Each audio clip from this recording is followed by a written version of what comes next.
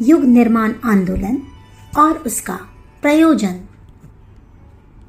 युग निर्माण आंदोलन का लक्ष्य मानव समाज को स्वस्थ शरीर, स्वच्छ मन और सभ्य समाज की महान उपलब्धियां प्रदान करना है। यह तीनों विभूतियां भावनात्मक नव निर्माण के द्वारा ही संभव होगी। आत्मनिर्माण, परिवार निर्माण और समाज निर्माण की तीन साधनाएं पूरी करने से ही उपरोक्त तीन वरदान मानव जाति प्राप्त कर सकेगी, जिससे चिरस्थायी सुख शांति का आनंद एवं संतोष लाभ किया जा सके। धरती पर स्वर्ग का अवतरण इन्हीं भागीरथ प्रयत्नों द्वारा संभव होगा। सतयुग एवं राम राज्य की पुनः प्रतिष्ठापना का यही एकमात्र मार्ग है। अखंड ज्योति परिवार के छोटे से संगठन के इस परम पुनीत अभियान का शुभारंभ किया गया है। बीज अभी छोटे रूप से बोया गया है, पर आगे चलकर इसका उस विशाल वट वृक्ष के रूप में परिणत होना सुनिश्चित है, जिसकी छाया का आश्रय लेने वाले असंख्य मनुष्य, पशु पक्षी एवं कीट पतंग शांति लाभ करते हैं। इस महान प्रयोजन के लिए जिस ज्ञान यज्ञ की विशालकाय व्यवस्था बनाई गई है, उसे इस युग की अनुपम योजना कहा जाए तो इसमें कुछ भी अत्युक्ति न होगी। बुरे या भले युगों में वस्तुओं या व्यक्तियों का बाह्य स्वरूप एक जैसा ही रहता है। नदी, पहाड़, बादल, पेड़, पशु, पक्षी, रात, दिन आदि से संपन्न संसार का स्वरूप सदा सर्वदा एक जैसा ही रहता है। मनुष्यों की आकृतियां भी एक जैसी ही रहती है। आहार, निद्रा, प्रजनन, सर्दी, गर्मी, कृषि, व्यवसाय आदि प्रक्रियाएं एक ही निर्धारित ढर्रे पर चलती रहती है। इन सब बातों का युग परिवर्तन पर कोई प्रभाव नहीं पड़ता। जो बदलता है वह तथ्य मानवीय दृष्टिकोण ही है। दृष्टिकोण के उत्कृष्ट एवं निकृष्ट होने से विचारणाओं एवं कार्य पद्धतियों में जमीन आसमान जैसा अंतर हो जाता है। उत्कृष्ट दृष्टिकोण रहने पर मानव प्राणी अपने लिए तथा दूसरों के लिए देवताओं की तरह स्वर्गीय आनंद उल्लास से भरा पूरा रहता है। पर जब उसका दृष्टिकोण निकृष्ट स्तर का बन जाता है, तो उसका मस्तिष्क एवं शरीर उसी तरह की गतिविधियां अपना लेता है, जिनसे कलह, क्लेश, शोक, संताप, अभाव, अनिति की नारकीय परिस्थिति उत्पन्न होकर सर्वत्र दारुण, दुख, दारिद्र्य भरी अशांति एवं दुर्गंध फैल पड़ती है। यही कलयुग एवं सतयुग का, नरक एवं स्वर्ग का अंतर है। मानवीय दृष्टिकोण के इस हेरफेर को ही युग परिवर्तन कहना चाहिए। परिस्थितियां विचारणा की दासी है। मनुष्य की भावनाएं, प्रवृत्तियां एवं अंतः प्रेरणाएं जिस दिशा में चलती है, उसी के अनुरूप भली या बुरी परिस्थितियां सामने आकर खड़ी हो जाती है। अच्छी परिस्थितियां एवं साधन सुविधाओं से भरे वातावरण में जन्मे व्यक्ति अपनी भावनात्मक हीनता के कारण कुछ ही समय में दुख, दरिद्र एवं शोक, संताप भरी दुर्गति के गर्त में जा गिरते हैं। इसके विपरीत विपन्न परिवारों एवं परिस्थितियों में जन्मे व्यक्ति अपनी भावनात्मक उत्कृष्टता के कारण प्रगति पथ पर तीव्र गति से अग्रसर होते हुए चले जाते हैं।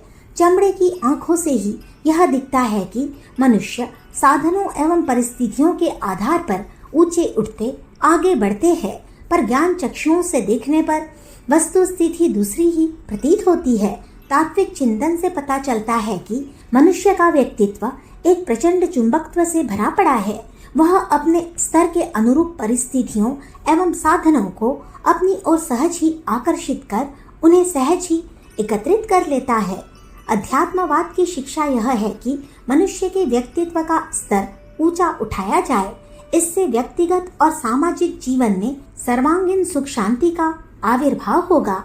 यह भावनात्मक उत्कृष्टता जितनी बढ़ती जाएगी, उसी अनुपात से व्यक्ति निजी जीवन में स्वर्गीय आनंद उल्लास का अनुभव करेगा और सामूहिक जीवन में सतयुग जैसी समृद्धि भरी अनुभूतियां सर्वत्र बिखरी दिखाई पड़ेगी।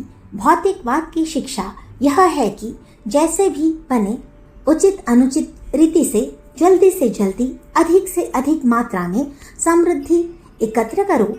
लोगों को छल बल से प्रभावित कर अपना काम निकालो। इस तरह कम समय तथा कम श्रम में अधिक उन्नति की जा सकेगी। आज इस रीति नीति को बहुसंख्यक लोग ने अपना रखा है। फलस्वरूप आटे के प्रलोभन में जान गंवाने वाली कहावतें चरितार्थ हो रही है।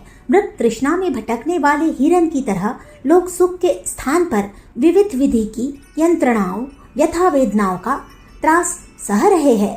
व्यक्ति एवं समाज की चिरस्थायी सुख शांति, प्रगति, समृद्धि की प्रतिस्थापना का एकमात्र मार्ग यही है कि हमारा सबसे अधिक ध्यान अपने व्यक्तित्व का स्तर ऊंचा उठाने वाले गुण, कर्म, स्वभाव के परिष्कार पर केंद्रित किया जाए। इसी राह पर चलते हुए व्यक्ति स्वर्ग और समाज सतयुग के आनंद को उपलब्ध करेगा। उनकी समस्त उलझी हुई समस्याओं का हल इसी उपाय पर संभव होगा।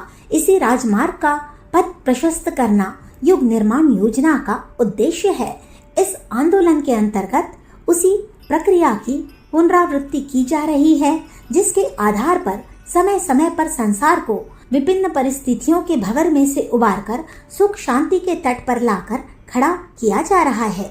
संसार में अगणित प्रकार के क्लेश, कलह, दुख, दारिद्र्य एवं शोक संताप इसलिए उत्पन्न होते और बढ़ते हैं कि लोग अनीति मूलक भौतिकवाद को अपने दृष्टिकोण में सम्मिलित कर लेते हैं।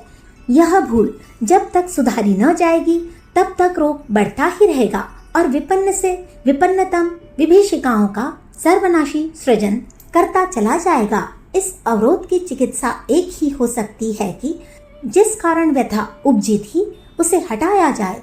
भौतिकवादी मान्यताओं का तिरस्कार कर उनके स्थान पर अध्यात्मवादी दृष्टिकोण की प्रतिष्ठापना द्वारा ही आंतरिक जीवन में सुख समृद्धि का लाभ लिया जा सकता है।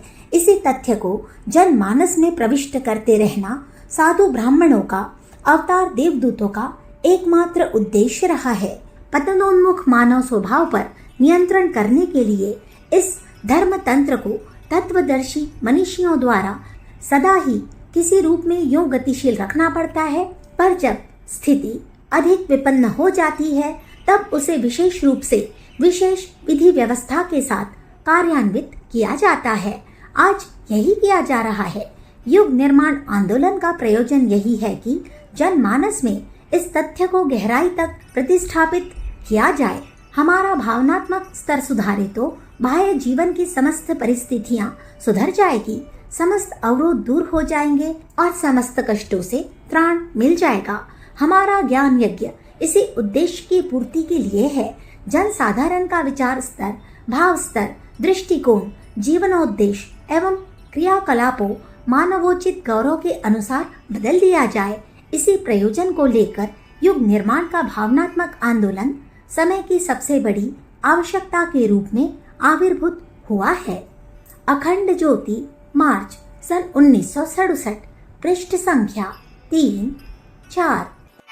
हमारे YouTube चैनल विचार क्रांति दूत अखंड ज्योति पत्रिका को सब्सक्राइब करें एवं अगली वीडियोस प्राप्त करने के लिए बेल आइकन दबाएं। धन्यवाद।